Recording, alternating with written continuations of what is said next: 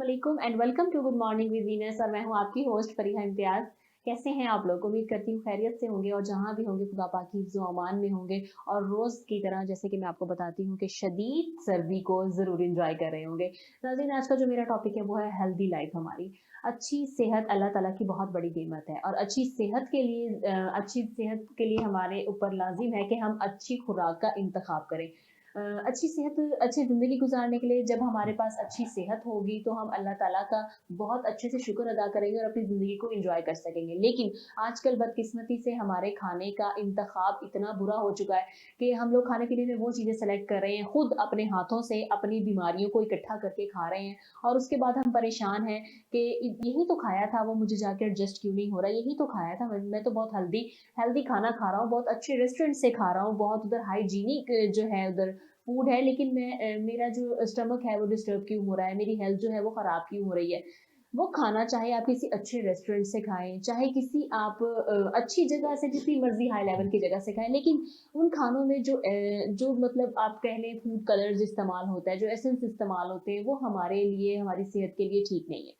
अक्सर आपने देखा होगा कि आप एक ही चीज़ जब वो घर में खाते हैं तो आपको बिल्कुल ठीक रहती है, वही चीज़ जब आप बाहर जाके खाते हैं वो आपको बहुत डिस्टर्ब करती है। वो डिस्टर्ब क्यों करती है? वो इसलिए करती है क्योंकि बाहर के खाने के अंदर यकीनन जब आपको टेस्ट ज़्यादा आता है, जब आपको लगता है कि ये घर में मज़े की नहीं बनती, बाहर से लाके खा लेते हैं, तो उसमें कुछ ना कुछ तो ऐसा ऐड होता है, कोई ना कोई मसाले तो ऐसे ऐड होते हैं ना जो आपकी हेल्थ के लिए अच्छे नहीं है। वो आपको टेस्ट तो फुल देंगे, आप कहेंगे यार पैसे पूरे हो गए आज अगर हमने ये खा लिया, लेकिन वो आपको जब जाके तंग करेंगे, वही आपके डबल पैसे डॉक्टर्स के पास जाके लगेंगे।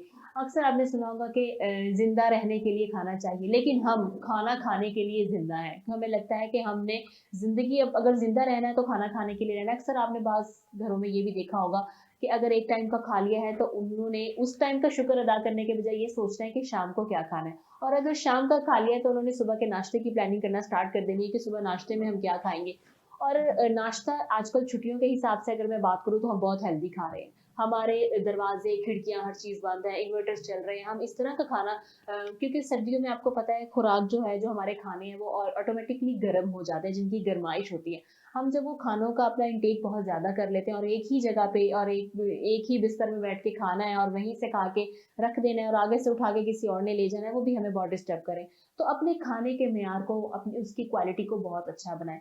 फ्रूट्स लें अच्छे से अच्छा। फ्रूट्स को अगर आजकल हम देखें, फ्रूट्स को भी हम सैलेड्स की शक्ल में खा रहे हैं। उसके अंदर हम बहुत ज़्यादा क्रीम ऐड कर लेते हैं, शुगर ऐड कर लेते हैं और उसके अलावा उसके अंदर कोई जूस ऐसा ऐड कर लेते हैं कि हमें उसका टेस्ट बहुत अच्छा लगे। जबकि इतना अच्छा अल्लाह ताला ने बेहतरीन खुराक जो फूड की सूरत में हमें दी है, फलों की सूरत में हमें दी है, हम उसको भी खराब करके खा रहे हैं। तो जो चीज़ जैसे अल्लाह ताला ने आपको नेचर में दिया, आप उसको वैसे खाएँ, उसका लुत्फ़-अंदोज़ लें। इस मौसम में बहुत सारे ऐसे फ्रूट हैं जो आपकी हेल्थ के लिए, आपकी स्किन के लिए बहुत अच्छे हैं। आप उनको एन्जॉय करें, ना कि उनको मज़ीद खराब खराब तो नहीं मैं कहूँगी, मज़ीद उसको मज़ेदार बना के खाने से बेहतर है कि आप उसको सादा खाएँ ताकि आपको एडजस्ट करने में भी आसानी हो और आपकी हेल्थ भी अच्छी रहे। तो आज जो हमारे साथ गेस्ट मौजूद है, हम उनसे भी पूछेंगे कि खाने का इंतखाब अच्छा करना कितना ज़रूरी है और उनकी लाइफ में वो सबसे ज़्यादा किस चीज़ को पसंद करते हैं, क्योंकि आजकल फ़ास्ट फ़ूड का बहुत बहुत ज़्यादा ट्रेंड है और एक ये मम्मी-डैडी माहौल भी है कि आपके घर में कोई आया है, तो आपने अपने आप को अच्छा रिप्रेज़ेंट करवाने के लिए जी फ़ास्ट फ़ूड ऑर्डर कर लो। इसमें आप तो बड़े हाई लेवल के शो हो जाएँगे, लेकिन हेल्थ जो है वो आपकी फिर डाउन, डाउन और दिन-ब-दिन डाउन होना स्टार्ट हो जाएगी। हम उनसे पूछेंगे उनकी डेली रूटीन में जो उनकी डाइट प्लान है वो क्या है। सबसे पहले अपने मेहमानों का आपसे तारुफ़ करवाती चलूँ। आपने देखा होगा पंजाब भर के सरकारी महकमों में अफ़रादी क़ुव्वत की शदीद कमी है। इसके साथ-साथ जो सरकारी मुलाज़मीन हैं वो भी बहुत सारे मसाइल का शिकार हैं। मुलाज़मीन के मसाइल को हल करने के लिए उनकी जो नुमाइंदा तंज़ीम है एप्का अपना भरपूर किरदार अदा कर रही है। आज के जो हमारे मेहमान हैं वो भी एप्का से ही ताल्लुक़ रखते हैं। सबसे पहले हमारे साथ मौजूद है secretary general APCA Nishtar unit Rao Numan Amjad साहब और उनके साथ मौजूद हैं chief organiser APCA Nishtar unit Amjad Baloch साहब। आज हम इनसे मुलाज़मीन के हवाले से गुफ्तगू करेंगे और उनके मसाइल का पूछेंगे कि उनको किस तरह सॉल्व करवा रहे हैं। अस्सलाम वालेकुम। जी, भाई बहुत साहब। शुक्रिया आप लोग वालेकुम आए, आपने सलाम। हमें टाइम दिया। आपका बहुत शुक्रिया। नुमान साहब, सबसे पहले आप मेरे टॉपिक के हवाले से बात करेंगे, जी, जी, उसके बाद बिल्कुल। हम मसाइल पे आएँगे क्योंकि ये भी एक बहुत बड़ा मसला है। हम अच्छा फूड जो है वो चूज़ नहीं कर रहे। बिल्कुल ऐसे ही आप अपनी डाइट के हवाले से भी बताएँगे और ये भी बताएँगे कि अच्छा हेल्दी फूड जो है सेलेक्ट करना हमारे लिए कितना ज़रूरी है? बहुत शुक्रिया आपका, आपने हमें इनवाइट किया और वीनस न्यूज़ का बहुत शुक्रिया कि आपने हमारे तो मसाइल के मुतालिक उसको उजागर करने के लिए भी जो है ना, आपने इसको मसले को मसला समझा हमारे को। और दूसरा जो आपका टॉपिक है बड़ा अच्छा है कि आजकल जो डाइट के हवाले से है, तो डाइट जो है हमारी काफ़ी डिस्टर्ब है आजकल। सबसे पहले होता था कि हमारे घरों में जो इस्तेमाल होता था जंक फूड बहुत कम होता था। तो बट आप देखें कि फ्रॉम द पास्ट 5 इयर्स हमारे जो घरों में और हमारे जो बच्चे हैं आज के, वो जंक फूड का इस्तेमाल बहुत ज़्यादा है, जिसकी वजह से जो है ना आप देखें उनके स्टमक्स के बहुत ज़्यादा इशूज़ हैं बहुत इशू। और गैस्ट्रो के सबसे ज़्यादा इशूज़ यही हैं, क्योंकि आप देखें हर 10 में से 8 लोगों को स्टमक का इशू है। और वो सबसे मेन चीज़ यही है कि वो डाइट का इशू है। इसमें हमारी जो है ना रूटीन सबसे पहले डिस्टर्ब है। रात के खाने के बाद हम लोग वॉक नहीं करते। और आप कभी भी गुजरे मुल्तान में कहीं से भी आप गुजरे किसी भी रेस्टोरेंट के आगे से, तो आपको इतना रश मिलता है कि बाहर रश होता है, यानी वो फुल है, बिल्कुल फुल है। इसमें सबसे ज़्यादा इस्तेमाल आप देख लें पिज़्ज़ाज हो गए, बर्गर्स हो गए। तो जंक फूड जो है इस सबसे बेसिक जो हमारी जो आजकल जो नौजवान नस्ल कह लें और हम लोग कह लें कि हमारा जो सबसे बड़ा मसला है इस टाइम जो खुराक के हवाले से जंक फूड का इस्तेमाल है। तो हमें इससे गुरेज करना चाहिए। जंक फूड ठीक है, बंदा कभी ले ले, लेकिन ये नहीं है कि उसको डेली बेसिस पे रूटीन में शामिल कर ले। तो इससे देखें जाहिर बात है बिगाड़ तो पैदा होता है ना नेचर के हिसाब से। आप देखें उसमें, क्योंकि वो एक तो फास्ट फूड है, दूसरा वो उसकी वो गजाइत में वो ना वो अफादियत है उसमें सेहत के हवाले से। अगर आप देखें तो हमारी, अब हम छोटे होते थे तो हमारी वालदा तो हमें रात के टाइम घर खाना पकाते थे, लेकिन आजकल की जो माएँ हैं उनको भी रात का जो खाना है उन्होंने बिल्कुल बंद कर दिया। ये फास्ट फूड वालों का जो कारोबार है वो गैस की वजह से थोड़ा ज्यादा चमक गया, क्योंकि जब गैस नहीं आती है तो हाँ फिर जी एक बहुत बिल्कुल, शॉर्ट टाइम में हम यही कहते हैं कि बिल्कुल ये है, खाओ। बिल्कुल आपकी बात बिल्कुल ठीक है। लेकिन उसके अलावा भी देखें ना घर में आप फ्रूट्स का इस्तेमाल करें। हमारे बच्चे जो है आजकल फ्रूट्स के तो कहीं भी नहीं जाते। अच्छा, उनके माइंड में, सॉरी मैं आपको कट करी, उनके माइंड में सिर्फ यही है कि जो बीमार लोग हैं ना वही फ्रूट खाते ऐसी हैं, है, और जब बीमार होऊंगा मैं, जब हो जाऊंगा तभी फ्रूट खाऊंगा, ऐसी उससे पहले जो है मैं फ्रूट ऐसी नहीं खाऊंगा। बिल्कुल बिल्कुल अच्छा, ऐसी। आपकी भी जब फ्रेंड्स की गेट टुगेदर होती है, आप लोग खाने में क्या प्रेफर करते हैं? मैं ज़्यादा ना जंक फूड से अवॉइड करता हूँ। हमारा बेसिकली जिस तरह जो है ना हेल्दी फूड की तरफ में, मुझे फिश का ज़्यादा, क्योंकि अब ठंड है तो फिश क्योंकि हेल्दी फूड कंसिडर होती है, फिश हो गई और इसी से रिलेटेड मटन हो गया, इस किस्म की चीज़ें मैं ज़्यादा हम लोग पसंद करते हैं। यानी कि आप हेल्दी डाइट लेते हैं, हाँ देसी खाने पे हाँ रहते हैं इस और तरफ, हाँ देसी की तरफ, क्योंकि बल्कि अभी हम गाँव भी जाते हैं तो हमारी कोशिश यही होती है कि किसी तरह देसी घी मिल जाए और इस तरह की चीज़ों का इस्तेमाल हो। लेकिन आजकल जो है लोग नहीं करते, इसी वजह से जो है ना सबसे ज्यादा गैस्ट्रो के इशू है। अभी आप देखें इससे पहले मेडिसिन के जो वार्ड होते थे उनमें इतना रश जो है ना स्टमक से रिलेटेड नहीं होता था, लेकिन अब आप किसी भी हॉस्पिटल में चले जाए तो गैस्ट्रो के आपको पेशेंट्स बहुत ज्यादा और मिलेंगे। अब बहुत छोटे बच्चे जो हैं वो भी जो मैदे के सिरप होते हैं उनके ऊपर लगे हुए हैं, क्योंकि उनको नहीं एडजस्ट हो पा जी रहा। ऐसी है, और बहुत सारे जो स्कूल मैट्रिक के जो तो स्टूडेंट्स हैं वो जो है उनकी मेडिसिन भी खा रहे हैं बिल्कुल ऐसी है, ऐसे। बिल्कुल ऐसी है। अंकित साहब, आप इस बारे में क्या कहेंगे? आपका बहुत शुक्रिया कि आपने हमें इनवाइट किया मुलाजमीन के बारे में। दूसरा आपका जो टॉपिक है हेल्दी फूड, जिस तरह हम बचपन में थे ना, हमारी माएँ हमें मक्खन, दूध, ये चीज़ें देती थी, गंदम। लेकिन आजकल के जो बच्चे हैं वो क्या है, उनकी पहली चॉइस है कि पिज़्ज़ा हो गया, समोसे हो गए, पकोड़े हो गए, ये उनकी चीज़ें। ये वो चीज़ें हैं जो कि आजकल के हर नौजवान यंग बच्चे हैं जो भी उनको डिस्टर्ब करते हैं। जो मेरा एडवाइस है कि ये जो हेल्दी फूड में है आजकल, जिस तरह सब्जीज हैं वो ले लें, जिस तरह मूली है, गाजर है, सैलेड ये वगैरह लें। इससे तो इसकी आपकी बेसिक चीज़, आपकी ताकत होती है, नुशुमा अच्छी होती है, बच्चों की ग्रोथ अच्छी होती है। फ्रेश जूसेस लें, जिस तरह आजकल फिश है, सर्दी है, सर्दी से बचने के लिए फिश वगैरह लें, मटन वगैरह लें, ये लें। इस तरह मेरी अपनी भी फेवरेट जो चॉइस है वो मक्खन, फास्ट फूड बिल्कुल ही पसंद नहीं है। लेकिन आजकल हम जो गेट टुगेदर करते हैं, हम भी जाएं तो वो चीज़ें लेते हैं, लेकिन कोशिश करते हैं कि इनसे अवॉइड करें। इससे ये तो आपकी सेहत भी रहेगी, और दूसरी ये वो चीज़ें हैं जिससे आप ये लें, चाहे फास्ट फूड लें, इससे क्या आपका ब्लड प्रेशर, हर दूसरे तीसरे नौजवान, चाहे लड़की है लड़का या जो भी है, उनको ये ब्लड प्रेशर का मसला बहुत ज़्यादा है। आप निश्चित हॉस्पिटल में जाएं, कार्डियोलॉजी में जाएं, तकरीबन यही है। पिछले दिनों हमारे कुछ जानने वाले में थे, 27 ईयर का था बच्चा, उसे हार्ट अटैक हुआ था। ये आज कोशिश करनी चाहिए कि हेल्दी फूड लें, जूस लें, एक्सरसाइज लें, वक्त पे सोएं, सुबह जल्दी उठें, नमाज वगैरह पढ़ें, और ये फ्रेश जूस लें जिससे आपकी सेहत भी रहे। यही चीजें मेन चीजें। और फ्रेश जूस भी हमेशा जो है आप घर बना के इस्तेमाल करें उसको, बिल्कुल ये जो डब्बे वाले जूस होते हैं इसे थोड़ा अवॉइड करें, क्योंकि इसके अंदर ताकत नहीं होगी और पैसे का एक्स्ट्रा ऑटोमेटिक। अच्छा अमजद साहब, अगर आपसे पूछूं सर्दियों की आपकी फेवरेट डिश कौन सी है? मेरी फेवरेट डिश फिश है। फिश है, और जो एक देसी हमारी डिश है साग, उसके बारे में आप क्या कहेंगे? तो मेरी फेवरेट है, से मुराद है, पहली चॉइस तो फिश ही है। मेरी जो मिसेज है वो साग बहुत जबरदस्त बना के देती है, उसके साथ मक्खन हो गए, फिर उसके साथ गंदम का पराठा बना के वो खाएं, उसमें तो फिर मजा ही आता है। पिछले दिनों हमने ऑफिस में ही हमारे दोस्त वगैरह ने यही प्रोग्राम बनाया, वो तैयार करके फिर सुबह सुबह हमने नाश्ता ही उसी चीज से किया, साग से। जबरदस्त है। सही। और अगर आपसे पूछा जाए नुमान साहब, आपकी सर्दी की फेवरेट डिश कौन सी है? मैं वैसे जो मेरी जो है ना, बेसिकली मुझे तो फिश भी पसंद है सर्दियों में, लेकिन साग तो फिर वालदा के हाथ का साग हो, और वो तो फिर ऐसे ही आपको पता है, और ठंड में तो वैसे ही बहुत अच्छा लगता है। तो ठंड में बेसिकली जो है ना, मैं सबसे ज़्यादा जो मैं सुबह के टाइम जो पसंद करता हूँ, वो तो अपनी अम्मी के साथ जो है ना, जो साग ले लिया, उसके साथ जो है ना चटनी, सब्ज रंग की जो होता है ना चटनी, वो बहुत ज़्यादा पसंद करते हैं उसको। ठीक हो गया। हाँ जी। अच्छा, अब आपके प्रोफेशन की तरफ जी, आते हैं। आपका बेसिकली है क्या?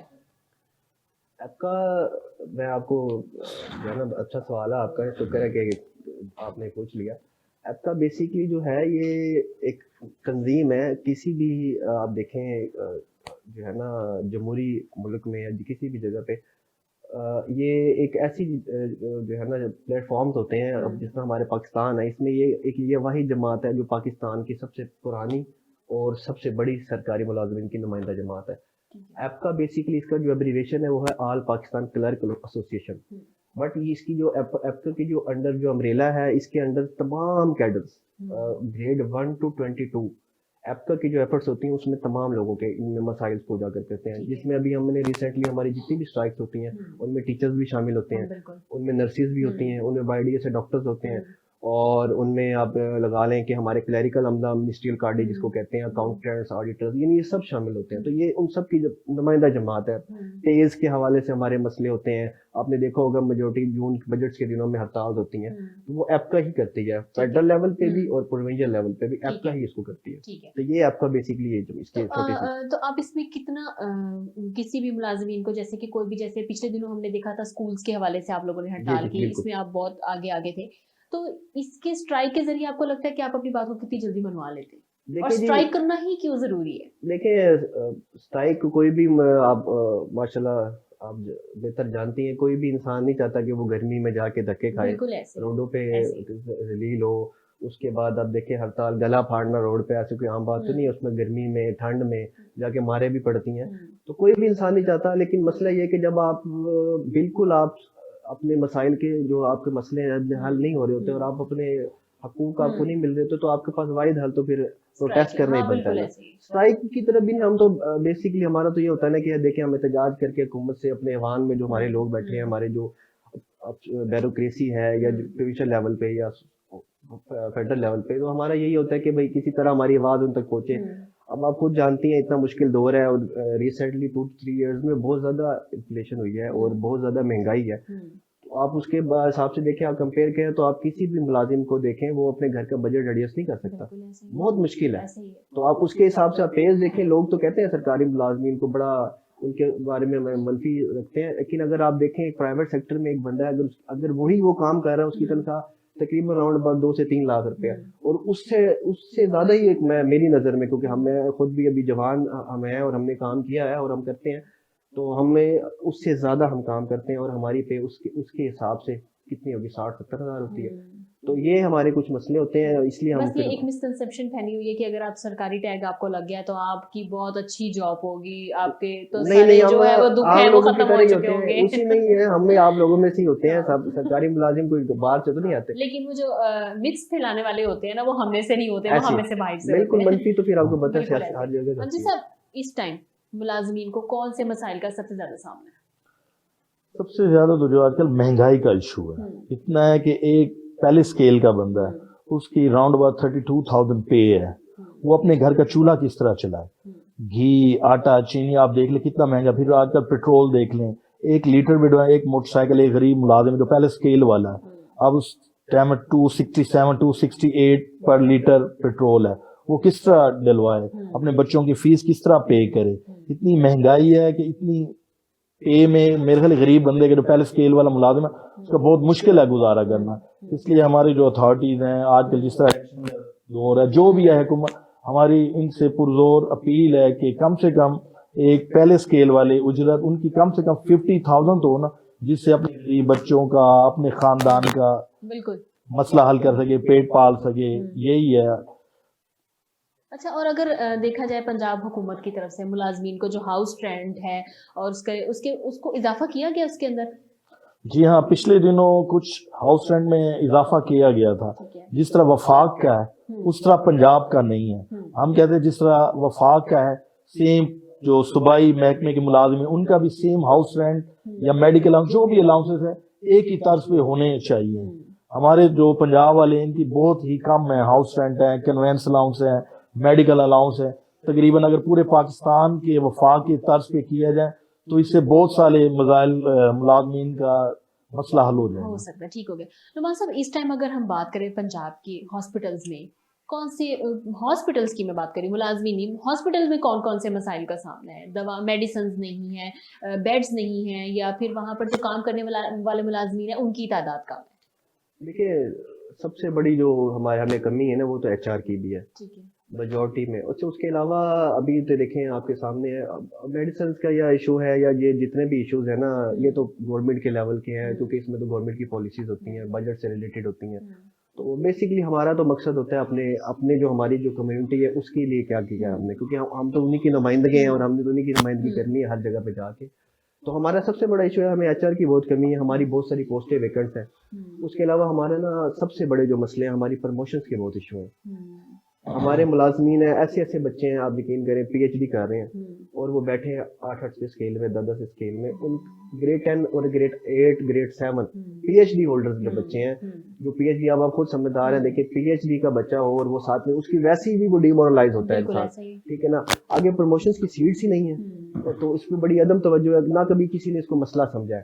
तो अपने बुनियादी हक से महरूम है। अगर देखें अगर सीट्स होंगी तो वो आगे देखें अपनी तालीम के हिसाब से, अपनी काबिलियत के हिसाब से ग्रेड 16, 17, 18 जो भी उनका है आगे वो आगे आए, लेकिन वो महरूम है। और सबसे बड़ी वजह हमारे जो मुलाजमीन है, जो हमारी मिनिस्ट्रियल कार्डी है, जिसमें हमारी क्लरिकल कार्डी है, क्लर्क्स हो गए, स्टेनोग्राफर्स हो गए, अकाउंटेंट्स हो गए, ऑडिटर्स हो गए और सुपरिटेंडेंट असिस्टेंट्स, ये सब लोग जो है ना इनकी सीट्स की बहुत शॉर्टेज है, प्रमोशंस की भी और ओवरऑल। तो आप इसके बारे में क्यों नहीं आवाज उठा रहे? नहीं, हमने अभी हमें इसके ऊपर हमारा स्टांस लिया था, हमने अपने वीसी साहब से, हमारे जो एक्स वीसी हैं तो रिसेंटली वो रिटायर हुए हैं, प्रोफेसर डॉक्टर अल्ताफ साहब, उनसे भी रिक्वेस्ट की थी। हमारे प्रिंसिपल है राशिद कमर राव साहब, हमने हमारी एक इसका प्रोसेस होता है एसएनई का, एक होता है सैंक्शन न्यू एस्टेब्लिशमेंट के लिए, हमने रिक्वेस्ट गवर्नमेंट को भिजवाई है। उन्हें हमारी जो निश्तर की जो हमारी एडमिनिस्ट्रेशन है बहुत अच्छी है, हमारे साथ बहुत कोऑपरेट करती है, वो हमारे मसलों को मसला समझते हैं और उसको हमारी ग्रीवेंसेस को खत्म भी करना चाहिए, रिजॉल्व करना चाहते हैं। बट ये सिर्फ उनके लेवल का नहीं है, इस पे हुकूमत को तवज्जो देनी चाहिए। हमारी रिक्वेस्ट है कि हुकूमत इसको मामले को सीरियस ले, जिससे हमारे मुलाजमीन को फायदा हो। ठीक हो गया। अच्छा अमजद साहब, मुलाजमीन को उनके मरने के बाद ही जो है ना इंश्योरेंस के पैसे दिए जाते हैं, तो क्या ये अच्छा नहीं है कि यही पैसे उनको उनके रिटायरमेंट पे दे दिए जाएं तो उनके लिए ज़्यादा बेहतर होंगे और ज़्यादा वो अपनी ज़िंदगी में जो उनके काम है, जो उन्होंने पूरी सर्व की है ज़िंदगी एक प्रोफेशन में अपने, तो वो उसको किसी अच्छी जगह यूटिलाइज अपनी ज़िंदगी में कर जाएंगे? इसके बारे में आप क्या कहते हैं? यहाँ मेरा भी यही है, हमारी बल्कि पूरे ऐप का क्या है यही है कि जो इंश्योरेंस है जो कि आफ्टर रिटायरमेंट या डेथ के बाद मिलती है, हमारे कुछ मुलाजमीन हैं उन्होंने इस बारे में हाई कोर्ट में रिट भी की हुई है इंश्योरेंस के बारे में, जिनकी भाई 60 ईयर्स पे रिटायरमेंट होती है, जो कि ऑन रिक्वेस्ट पे 25 ईयर्स करके रिटायर होते हैं, उनको रिटायरमेंट के बाद दी जाए, ये नहीं कि डेथ के बाद। क्योंकि कोई जो मुलाजिम होते उनके 100 बच्चे होते, 100 अखराजात वगैरह था, अगर उनको इंश्योरेंस पे रिटायरमेंट पे ही मिल जाए जिससे उनके जो भी जरूरियात हैं वो पूरी हो सके। अब एक बंदा फोत हो जाए, फोत होने के बाद फिर जिस तरह आज देखते हैं कि सरकारी दफातर उनको चक्कर लगाना, वो काफी मुश्किल मराहल है। इसलिए मेरी हुकूमत आला से जो भी है उनसे रिक्वेस्ट है कि प्लीज इसको जो नोटिफिकेशंस हैं वो इंश्योरेंस के रिटायरमेंट में करें, ये नहीं कि डेथ के बाद करें। और एक मुलाजिम जब रिटायर हो जाता है तो क्या वो सीट उसकी फैमिली के मेंबर को किसी को दी जाती है या फिर उसकी जगह कोई दूसरा जो है मेंबर वो आता है? नहीं, ये जो रिटायरमेंट का एक ये है जो 60 इयर्स करके ये ऑन रिक्वेस्ट पे 25 इयर्स पे रिटायर होके जाता है, उस पे गवर्नमेंट का कोई रूल नहीं है कि उसकी बेगम को या बेटे को या बेटी को जॉब मिले। ये होता है 17A रूल जो कि गवर्नमेंट का है, जो कि चल रहा है, हर हेल्थ में है, एजुकेशन में है और महकमों में है कि एक बंदा कोई बीमार होता है, उसको कोई भी बीमारी हो, हार्ट की बीमारी हो, कैंसर हो, जॉब ना कर सके, वो अपने महकमे को एक एप्लीकेशन देता है कि मेरी कंडीशन सही है, मेरा मेडिकल बोर्ड कराया जाए। वो फिर जिस महकमे भी सेहत में भेजते हैं उसका एक मेडिकल बोर्ड पैनल होता है, ठीक है। वो उसकी बीमारी कंडीशन को देख के उसको फिर रिटायर करता है। कोई भी कैटेगरी में ए बी सी में जो भी हो, उस हिसाब से अगर वो रिटायर होता है तो फिर 17A रूल के तहत उसका महकमा उसको जॉब देता है उसकी अहलियत के मुताबिक, जो भी उसकी क्वालिफिकेशन हो। पिछले दिनों गवर्नमेंट ने एक लेटर इशू किया था कि भाई ड्यूरिंग सर्विस डेथ होते थे ना, उनके बच्चे लग जाते थे मुलाजमे में, बिल्कुल। कोई भी हो, चाहे क्लर्क हो, स्टेनो हो, जो भी हो। लेकिन अब उन्होंने 7 दिसंबर को एक नोटिफिकेशन निकाला है कि वो बैन कर दिया है। अब मेरी आला हकाम से रिक्वेस्ट है, जो भी गरीब बंदा है, जो गरीब मुलाजिम है, पहले स्केल से ड्यूरिंग डेथ हो जाती है, उसके बेटे की क्वालिफिकेशन है ना, उसकी कोई सिफारिश है कोई, वो ये इस 17A रूल के तहत उसकी जॉब लग जाती थी। इसलिए इस नोटिफिकेशन, मैं इसको काला कानून कहूंगा, खत्म करे। अगर कोई सुनने वाला हो तो प्लीज इस पे फुल अमल किया जाए, 17A रूल को बहाल किया जाए। अब मेडिकल बोर्ड वाला भी सुन रहे हैं कि जो मेडिकल बोर्ड पे रिटायर होते थे 17A के तहत, जो भी कैटेगरी में, उन पे भी अब बैन करने के बारे में सुन रहे हैं कि कोई नोटिफिकेशन वगैरह निकला।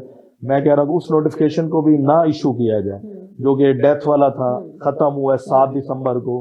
इसलिए गवर्नमेंट के मेरे आला काम से रिक्वेस्ट है कि इस नोटिफिकेशन को फिल खत्म किया जाए और पुरानी सतह पे जो था उसको ही बहाल किया जाए। ठीक हो गया। नुमान, जैसे ये कि सर कह रहे हैं कि इसको नहीं बहाल होना चाहिए, नोटिफिकेशन को खत्म करना चाहिए, और अगर ये बहाल हो जाता है तो आप इसके खिलाफ कोई एक्शन लेंगे? मैं इसमें, अमजद भाई ने बहुत अच्छी बात की है, मैं इसमें ऐड कर देता हूँ। देखिए, एक मुलाजिम है, वो सर्व कर रहा है। देखिए, आप किसी भी प्राइवेट डिपार्टमेंट में जाते हैं, उसके बोनसेस होते हैं। पब्लिक सेक्टर है, इसमें आप देखें, आप यकीन करें, आपकी जो पेंशन और ग्रेजुटी है इतना ही कम होती है। दर्जा एक का जो मुलाजिम होता है, आप खुद आप देख लें, वार्ड बॉय हो गया, नायब कासिद हो गया, या इवन के गैर के का कोई क्लर्क हो गया, जो 14, वो छोटे से अदना से मुलाजिमीन है।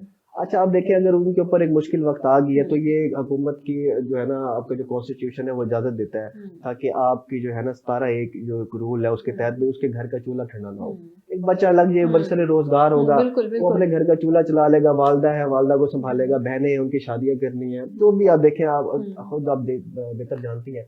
मगर ये गवर्नमेंट ने एक नोटिफिकेशन इशू किया और उसको खत्म कर दिया, और ये सिर्फ पंजाब में हुआ है, ये ना फेडरल में हुआ है, ना किसी दीगर सूबे में हुआ, और ये इस्तेहकाक इस हुकूमत के पास भी नहीं है। ये तो एक लेजिस्लेशन करने के लिए ये तो असेंबली को करना चाहिए, और ये तो फेडरल जो गवर्नमेंट है उसको लेजिस्लेशन करनी चाहिए और सूबों पे इम्प्लीमेंट करना चाहिए। ये सिर्फ फाइनेंस डिपार्टमेंट की तरफ से नोटिफिकेशन इशू हुआ, और बेचारे जो बच्चे, आप देखें, कई बच्चों के, अब आप लगा लें, हजारों की तादाद में लोग होंगे, देखिए वो कोई फोत हुए हुए हैं, वो दरबदर है, उनके बच्चे वो जॉब से महरूम हो जाएंगे, जो बेचारे बीमार हैं।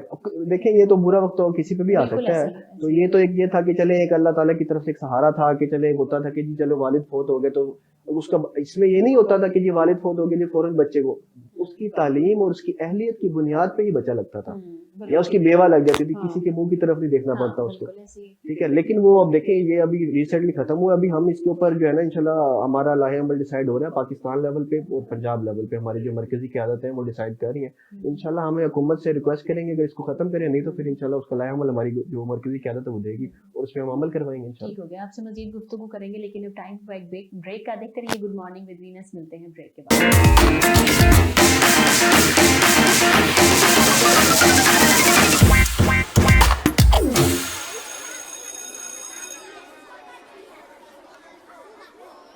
वीनस ग्रुप ऑफ कंपनीज, क्या आप अपने माली अहदाफ तक पहुंचना चाहते हैं? तो फिक्रमंद होने की कोई जरूरत नहीं, क्योंकि वीनस ग्रुप ऑफ कंपनीज आपके लिए एक ऐसा प्लेटफॉर्म है जहां आप अपने माली अहदाफ तक बआसानी पहुंच सकते हैं। हम दुनिया भर में अपनी खिदमात फराहम कर रहे हैं। कमोडिटी मार्केट में महारत के साथ साथ हम अपनी पेशा वाराना पुर अज़म खिदमात के साथ बढ़ती हुई मार्केट में जिंदा रहने में आपकी मदद करते हैं।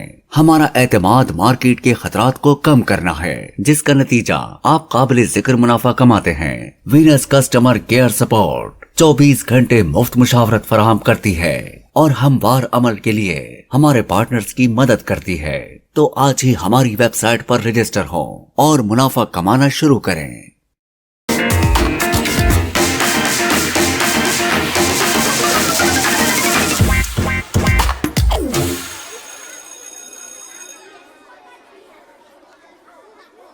वेलकम बैक नाज़रीन to good morning with Venus. इनसे ऐप का के जो आज हमारे पास एडमिनिस्ट्रेशन के लोग मौजूद हैं, हम उनसे मजीद उन मुलाजमीन के हवाले से बात करेंगे। अच्छा नुमान, ये जो निश्चित बोर्ड की जो मैनेजमेंट है, इनको मुस्तकिल क्यों नहीं किया जाता? ये बोर्ड ऑफ मैनेजमेंट जो है ना, ये सीट्स क्रिएशन होती है। बोर्ड ऑफ मैनेजमेंट जो है ना, इसके पहले हमारा निश्तर जो थी वो एक कॉलेज था। तो 2017 में ये जो है ना यूनिवर्सिटीज बनी थी पंजाब में ना, तो 5 से 6। तो अब ये एक्ट हो गया, वो सिंडिकेट के हो गया। तो अब ये सिंडिकेट के मतलब बेसिकली बोर्ड के जो मुलाजमीन होते हैं ये सेम हमारी तरह ही होते हैं, बट इनका कॉन्ट्रैक्ट होता है, ये रेगुलर नहीं होता। जिस तरह मैं हूँ तो मुझे ये होता है कि भाई मैं अब रिटायर हूँ, मैं रेगुलर सर्वेंट हूँ पब्लिक, तो मैं रिटायर होऊंगा तो मुझे पेंशन मिलेगी। ये बेचारे लोग महरूम है। हालांकि इनकी अहलियत भी वही है, बिल्कुल यानी ये नहीं है कि इसमें कह ले कि इनके अंदर जो है कोई वो होगी अपना कि ये बंदे ना अहल है या इनमें काबिलियत भी है, सब कुछ है, बट वो पॉलिसी एक है कि भाई ये कॉन्ट्रैक्ट पे ना भर्ती कर दिया है। तो हमारी गवर्नमेंट से गुजारिश है कि इनको जो है ना बोर्ड ऑफ मैनेजमेंट में बहुत अच्छे काबिल पढ़े लिखे बच्चे हैं, लड़के हैं और बहुत अच्छी एजुकेशन है, तो इनके लिए सीट क्रिएट करके इनको थोड़ा सा रेगुलर जगह किया जाए। स्पेस तो दें, क्योंकि अगर उन्होंने इतनी मेहनत की है और एक डिग्री अचीव की है, तो मेरा ख्याल है इस मुल्क में उनके इंसाफ के लिए इनको एक दफा चांस देना चाहिए, उनके लिए मौके जरूर निकालने चाहिए। हमजा साहब, ये जो निश्चित अस्पताल में स्टाफ है, अकाउंटेंट है और जो दीगर ऐसे स्टाफ है, उनकी जो शदीद कमी है, इससे क्या काम मुतासर नहीं होता? बहुत सारा हमारा मुतासर, जिससे हमारा निश्चित हॉस्पिटल का ले लें, दूसरे अकाउंट्स के शोबे में रेगुलर एम्प्लॉयज नहीं है। हम यही कहते हैं कि यहाँ पे फुल रेगुलर सीट की असामियाँ क्रिएट की जाए। अकाउंटेंट्स हैं, सीनियर अकाउंटेंट, जूनियर होगी तो हमारे ये अकाउंट्स का मैटर चाहे निश्तर में है, ये पूरे हॉस्पिटल में हेल्थ में है ना, ये पूरे हो गए। अभी जिस तरह थोड़ी देर पहले नुमान भाई से आपने बीओएम की जो सीट्स की थी, बेसिकली जो हमारी जो निश्तर हॉस्पिटल की है, बोर्ड ऑफ गवर्नर बना था 2002 में, ठीक है, उसमें से बोर्ड्स की कुछ सीट्स क्रिएट की थी जिसमें नर्सिस की थी, बिल्कुल ऐसे ही हमारी उसकी क्लरिकल की थी, अकाउंट्स की थी, और वो हमारे ये जो मुलाजिमीन निश्तर में जो काम कर रहे हैं उनको 2002 से लेकर 2000 अब तकरीबन 18 ईयर्स हो गए और वो अभी तक रेगुलर नहीं हुए। उनका कॉन्ट्रैक्ट हर साल 2 साल बाद रिन्यू हो जाता है। लेकिन मेरी जो है हुकूमत आला काम से है कि जो हमारी बोर्ड्स की सीट्स हैं इनको रेगुलर सीट्स में कन्वर्ट किया जाए, एसएनई की सीट पे। जिस तरह मैं हूं या नोमान है, हम रेगुलर सीट पे हैं, हम 25 साल या 60 साल के रिटायरमेंट होंगे तो हमें सारे जो गवर्नमेंट के रूल रेगुलेशन, पेंशन, बेनिफिट जो भी मिलेंगे। अब ये बेचारे जो 19 साल से काम कर रहे हैं उनको भी मैं कहता हूँ कि इनकी सीट्स को भी रेगुलर सीट में ही कन्वर्ट किया जाए, रेगुलर एसएनई की सीट्स पे। पिछले दिन हमारे मुलाजमीन ने कुछ केसेस वगैरह भी किए थे जो कि अभी तक चल रहे हैं, नहीं हुआ। इसलिए मेरी बीएम के जितने भी मुलाजमीन हैं उनको रेगुलर सीट पे कन्वर्ट किया जाए और वो भी हमारी तरह ही जब रिटायर्ड हो तो उनको भी पेंशन, बेनिफिट जो भी गवर्नमेंट के वाजिबात है उनके भी हमारे रेगुलर मुलाजमीन की तरह ही मिले। ठीक हो गया। अच्छा नुमान, ये मेडिकल, ये जो यहाँ पे स्टाफ है जितना भी मेडिकल का, पैरामेडिकल स्टाफ है, दूसरा इनको हुकूमत की जानिब से क्या इंश्योरेंस के वो मिलता है, हेल्थ अलाउंस मिलता है? इनको हमारे ना ये जो मेडिकल अलाउंस है जो हेल्थ ये हमारी जो कुछ कैटेगरीज है उनको नहीं मिलता। क्लास 4 को मिलता है, जिस तरह हम लोग महरूम है, और पैरामेडिक्स भी हम लोग भी महरूम है, मिलता है हेल्थ रिस्क अलाउंस उनको मिलता है हेल्थ। यानी ये स्पेशली जो हमारी जो मिनिस्टर कार्ड है ना, क्लरिकल्स होगी, इनको नहीं मिलता।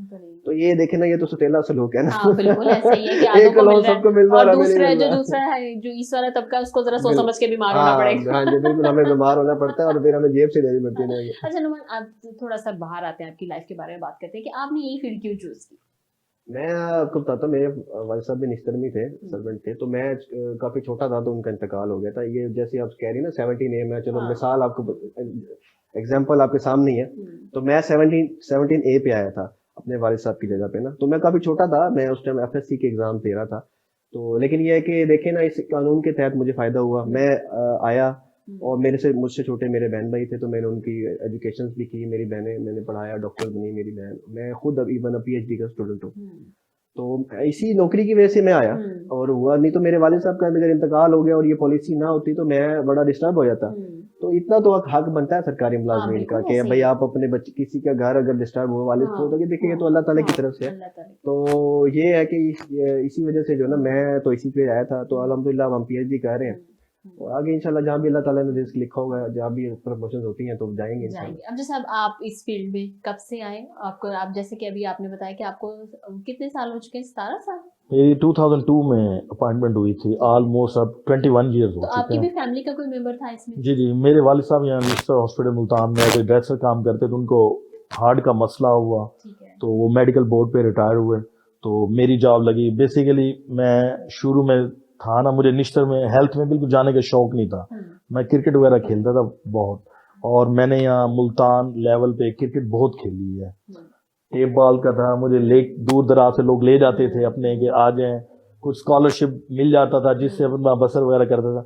मैंने मुस्लिम स्कूल से मैट्रिक, ग्रेजुएशन मैंने बोसन कॉलेज से, मास्टर्स मैंने BZU से किया था। सही। बस यही इसी तरह से अपनी जॉब आप लगी इसमें तो। आगे। अच्छा नुमान, एक और इंटरेस्टिंग क्वेश्चन इन्हीं की बात है, जैसे आपकी बात से कि मैं यहाँ आना नहीं चाहता था लेकिन आ गया। हर कोई अपने शोबे से इसी तरह क्यों, मतलब खुश क्यों नहीं है, हाथ साथी तौर पे क्यों आया है वो? बात ये है कि देखिए, ये तो अल्लाह ताला की तरफ से है कि उसने जहाँ रिज़्क लिखा हुआ है हमारा, खुश है, अल्लाह का शुक्र है। अल्लाह ताला जिस हाल में रखे इंसान को फिर शुक्र अदा करना चाहिए, बेहतर की तलाश करनी चाहिए। तो अमजद भाई है माशाल्लाह, इनका बड़ा एक्सपीरियंस है। मोस्ट इंडियन 3 ये लोग हैं निस्तर में, नेक्स्ट हमारे इंशाल्लाह सुपरिटेंडेंट भी आएंगे। तो बस वो होता है किसी का घर, किसी का क्रेज होता है। मैं तो था, मेरा नहीं था निस्तर में, मैं भी नहीं आना चाहता था, मेरे तो साथ भी मिसहैप हुआ तो मैं आ गया।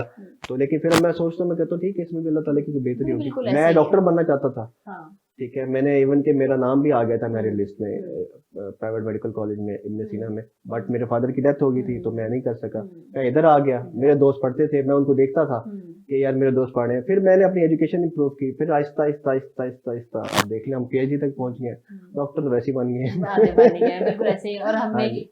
अर्न करते हुए जो है हाँ ना जी। डॉक्टर बने हैं। हाँ जी। अच्छा नुमान, कोई एक ऐसा वाकया आपका हॉस्पिटल में जैसे डील करने के लिए, जैसे कि आप मुलाजमीन के हवाले से डील करते हैं, कोई ऐसा वाकया जिसमें आपने बड़ी कोई शिद्दत लगाई हो कि इसको जितनी जल्दी हो सके सॉल्व करवाना है, हमारे नाज़रीन के साथ शेयर करना चाहेंगे? हमने जी अस्पताल में बहुत सारे काम करवाए हैं। हमने 17A में काफ़ी सारे बच्चे भर्ती करवाए हैं जिनके वालिदैन का इंतकाल हो गया था, हमने उनको भर्ती करवाया और बड़ा हमने उस पर बहुत ज़्यादा हमें मुश्किल भी हुई, लेकिन इंतज़ामिया ने हमारे साथ कोऑपरेट किया। उसके अलावा हमारे मुलाजमीन जो है इनके कॉन्टैक्ट्स एक्सटेंड नहीं होते थे, कईयों के अभी रिसेंटली बल्कि अमजद भाई और मैंने 2 to 3 डेज पहले हमने करवाया है। भाई थे, उनका काम रुका हुआ था तकरीबन 4 to 5 ईयर से, तो उनका हमने करवाया। इसलिए हमने काफ़ी सारे काम करवाए हैं। और आपको पता है अपनी जॉब भी देखनी है और हम आपने नुमाइंदगी भी करनी है, फिर आपने अपना घर भी देखना है और भी आपको पता हर दीगर। चीजें आपने जो है तो मैनेज हमारी करनी कोशिश ये होती है कि ज़्यादा से ज़्यादा मुलाजमीन की फलाह के लिए हम काम कर सकें। अब देखें, उन्होंने हम पे इतमाद किया है, हमें उन्होंने कहा है कि जी आप हमें नुमाइंदा करें, तो हमारे साथ हमारा तो फ़र्ज़ बनता है कि हम ईमानदारी के साथ उनकी आवाज़ भी पहुँचाएँ। और हमको वैसे भी हम जो है ना, हमारी एक है कि हमारा कोई भाई बीमार होता है तो हमारा ऐप्का का हमने फंड भी जनरेट किया है, जिससे हम उस भाई को अकोमोडेट भी करते हैं। ठीक हो गया। जो हमारे में कमज़ोर हो भाई, जिसको ज़रूरत पड़ जाए, तो हम उससे उसको अकोमोडेट भी करते हैं ठीक हो गया। कि जिससे उसकी मदद हो सके और उसके लिए जी हो सके। ठीक हो गया। हमजा साहब, आप और एप्का के अंदर मजीद क्या तब्दीलियां लाना चाहते हैं? क्या आपकी ख्वाहिश है कि इसके अंदर मजीद ये इकदाम होने चाहिए? आपका के लिए जो बुनियादी तो यही है कि मुलाजमीन के जो भी उनके काम होते हैं हम करवाते हैं, लेकिन जो मेरी है कि हमारा जिस तरह क्लरिकल स्टाफ है, मेन वो रीढ़ की हड्डी है हर ऑफिस में, वही तकरीबन हर काम वही करके दे। अब एक ऑफिसर कोई भी देता है असाइनमेंट देता है कि यार ये आप करें, वो बेसिकली क्लर्क ही करा के देता है। कोई भी वो देता है कि SNE कोई बजट्स के मैटर हैं कि उनको आप सॉल्व करें, वही हम सारे बना के आगे प्रेजेंट करते हैं, वही हमारे ऑफिसर जाके आगे ही देते हैं। अब मेरी यही है हुकूमत से कि क्लरिकल का जिस तरह अगर कोई सीट्स वेकेंट होगी तो आगे प्रमोट होगी। अब जिस तरह मेरे ऑलमोस्ट 21 ईयर्स हो गए हैं और मेरी एक ही दफ़ा प्रमोशन हुई है, हेड क्लर्क हूँ। अब मैं कहता हूँ कि हमारी सीट्स को एक तो इनकी SNE बढ़ाई जाए, इनको अपग्रेड किया जाए।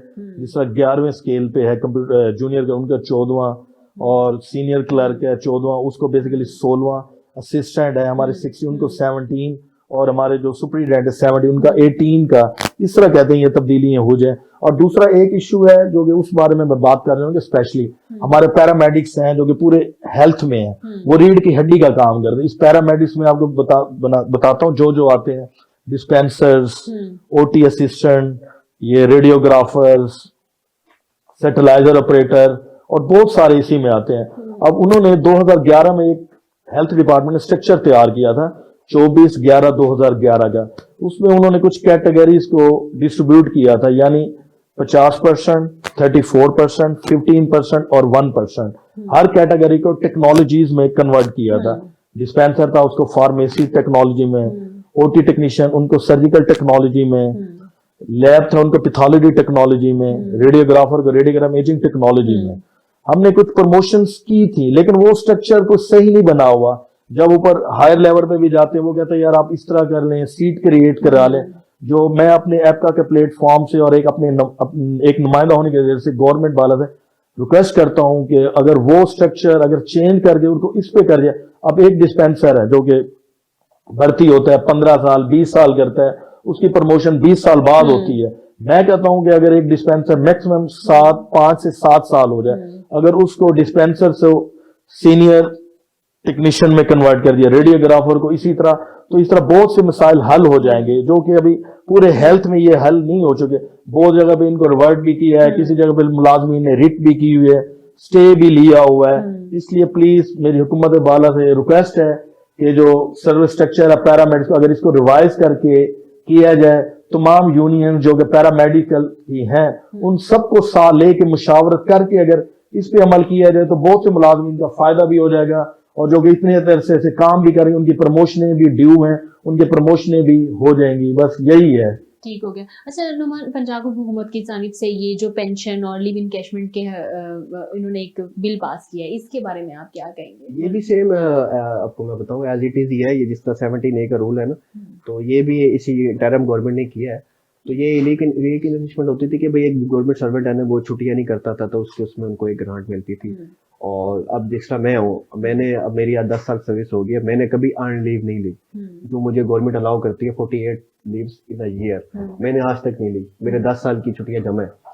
तो अच्छी बात है ना कि हम परफॉर्मेंस है कि इंसान छुट्टी नहीं करता, तो हम तो वैसे ही खैर नहीं करते। तो वो जो है ना था कि चले ये होता था कि ये किस्म की ना मराद थी जो बंदे को मिल जाती थी। बंदे को एक आस होती थी यार चले ये पैसे आएंगे कुछ, मेरे घर बेटी बैठी है मैं उसकी शादी कर दूंगा, या बच्ची ने पढ़ना है तो उसको मैं पढ़ा दूंगा, या बेटे के लिए कोई है, या फर्ज करे कोई घर है उसको एडिशन करना है, कोई चीज को घर बनाना है थोड़ा सा और एक्सटेंड करना है, तो वो भी इस हद से भी गवर्नमेंट ने महरूम किया। तो गवर्नमेंट की जो पॉलिसीज है ये मुलाजिम तो बहुत इसके बारे में क्या करें? हम इसके खिलाफ हम एहतजाज करते रहे जून में। अभी हमारे रिसेंटली हमारी अपना लाहौर हाई कोर्ट में इसके खिलाफ रिट्स हुई है, और ये राउंड अबाउट 90 डिपार्टमेंट्स महकमों के जो है ना लोगों ने रिट्स की है डिफरेंट। तो ये चल रहा है अभी केस, और मुझे उम्मीद है स्टे चल रहा होगा, स्टे चल रहा है। तो इंशाल्लाह जो भी गवर्नमेंट आएगी इलेक्टेड गवर्नमेंट, असल तो ये राइट भी इलेक्टेड गवर्नमेंट का, वैसे तो कभी खत्म ही नहीं करना चाहिए। देखे ना अब वो आप उनसे जो पब्लिक सर्वेंट से आप सारी चीजें लेते जाएंगे, मुझे बताएं वो अपना घर कैसे चलाएंगे? फिर यहीं से तो बिगाड़ पैदा होता है। फिर लोग कहते हैं कि जी अदारों में खराबी है लोग। अब मुझे बताएं जिसकी आप, अच्छा ये देखें अब आप, मैं आपसे इसी में ऐड कर देता हूँ, आप 20 ईयर्स आपने एफर्ट्स की, काम किया, एक अदारे को दिया, अपनी जिंदगी का वक्त दिया, और 20 साल आपने काम किया, 20 साल 21वें साल आपको कहा जाए जी अब आपको कुछ नहीं मिलेगा, तो आप बताइए आप पे क्या गुजरेगी? तो ये देखें ना जुल्म है, मुलाजमीन का माशी इस्तेसाल हो रहा है, और ये इतना जुल्म हो रहा है कि देखें ना वो बेचारे क्या करें, छोटे छोटे मुलाजिम है, छोटी छोटी लोगों की जो है ना खुशियां होती हैं, उस पर भी आप उनके घरों से जो है ना खींचने के जो है ना। अच्छा नुमान, मैसेज क्या देना चाहेंगे आप? मैसेज मैं यही देना चाहूंगा कि देखें, सबसे पहले तो मैं अपने मसले के मुताबिक कहता हूँ कि जी आपसे मेरी गुजारिश है कि हुकूमत को चाहिए कि हमारे जो भी हमने मसले उजागर किए हैं जिस लेवल पे भी है, तो उसको आप रहम दिली के साथ सुने और हमारे मसले को मसला समझे, हमें भी इंसान समझे। और दूसरी बात ये कि ये जो मैं अभी आपने अपने प्रोग्राम में कहा जी पब्लिक सर्वेंट्स के मुताबिक जो है नेगेटिव जो है ना, लेकिन वो भी इंसान है, 5 उंगलियां बराबर नहीं होती। हाँ, हर महकमे में हर जगह पे गलत सही लोग प्राइवेट सेक्टर में भी होते हैं और पब्लिक सेक्टर में भी होते हैं। तो ये तासुर बड़ा गलत है कि जी पब्लिक सेक्टर वाले लोग बुरे होते हैं। तो मेरा नहीं ख्याल, मैंने ऐसे ऐसे लोग देखे अपनी जिंदगी में, बंदा कहे कि ये फरिश्ते किस्म के लोग हैं, बड़ी मदद करते हैं गरीब लोगों की। हमारे भी दफ्तर में ऐसे अच्छे लोग हैं, आप यकीन करें हम देखते हैं कि वो छुप के लोगों की मदद कर रहे होते हैं, और अब फाज का तो अनड्यू फेवर कर रहे होते हैं कि बेचारे लोगों को दूर दराज से ना आना पड़े। तो ये बुरी बात है कि आप सबको एक ही उसमें तोल दें कि ये सब लोग बुरे हैं। हर जगह अच्छे लोग भी हैं, बुरे लोग भी हैं। जो बुरे लोग हैं अल्लाह ताला उन्हें हिदायत दे, बाकी जो अच्छे लोग हैं कम से कम मेरा ये है कि आप उन्हें एक्नॉलेज करें, जो लोग काम करते हैं उनका हक बनता है, चले उन्हें तसल्ली होगी कि वो जो है ना कोई उनके साथ है, कोई उनकी सपोर्ट पे खड़ा है। साहब आप क्या मैसेज देना चाहिए? बस मेरा तो यही कि मेहनत मेहनत मेहनत, जिस तरह हम सारे मुलाजमीन हैं जो गवर्नमेंट सेक्टर में काम करते हैं, सारे मेहनत ये सुबह से लेकर शाम तक ही काम करते रहते हैं। और स्पेशली मैं अपनी एडमिनिस्ट्रेशन के साथ मैसेज देना चाहूँगा कि हमारे वीसी राना अल्ताफ साहब थे, उन्होंने हमारी एप्का के साथ बहुत कोऑपरेटिव काम किया। राशिद कमर राव साहब हमारे जो प्रिंसिपल हैं मौजूदा, वो हमारे बहुत मेहनती हार्ड वर्किंग हैं। साहबका एमएस राव अमजद साहब, मौजूदा एमएस डॉक्टर कादिम साहब, उनके बाद हम जो भी रिक्वेस्ट लेके जाते हैं वो फुल हमारी हेल्प करते हैं, मदद करते हैं, हमें गाइड भी करते हैं कि ऐसे काम करें, ऐसे करें। जो भी हमारे मतलब उनकी पहली प्रेफरेंस पे ही उनकी हेल्प करें। हमारा जितना भी निश्तर एडमिनिस्ट्रेशन यानी ऑफिस का है वो बैठा रहता है, जो भी है उनकी पहली प्रेफरेंस पे उनके जो मसाइल हैं हल करते हैं। बस यही है कि मेहनत मेहनत मेहनत। बहुत शुक्रिया सर आप लोगों का, आप लोगों ने बहुत टाइम मेहरबानी दिया आप- अपने आपका शुक्रिया। बहुत मसरूफ शेड्यूल में से। तो जी नाज़रीन, आज के प्रोग्राम का वक्त खत्म हो चुका है। जाते हुए आपको दोबारा अपना टॉपिक याद करवाती चलूं कि अच्छा खाना इंतखाब करें अच्छी और हेल्दी लाइफ के लिए। तो कल आपसे दोबारा मुलाकात होगी नए मेहमानों के साथ, नए टॉपिक के साथ। तब तक के लिए इजाजत दीजिए। अल्लाह हाफ़िज़।